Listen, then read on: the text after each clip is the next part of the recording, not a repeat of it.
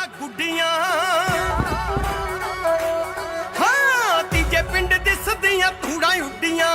ਜਾਂਦੇ ਨੇ ਕਸਾਈ ਟਾਇਰਾਂ ਦੀਆਂ ਗੁੱਡੀਆਂ ਹਾਂ ਨਿਕਲੇ ਸਲੈਂਸਰਾਂ ਚੋਂ ਲਾਤੀ ਅੱਗ ਦੀ ਜਨਾਸਾ ਵਾਲਿਆਂ ਨੇ ਛੱਡੀ ਕੇ ਮਝੈਰ ਬੱਲਿਆ ਜਿਗਰੇ ਵਾਲਾ ਹੀ ਪਾਵੇ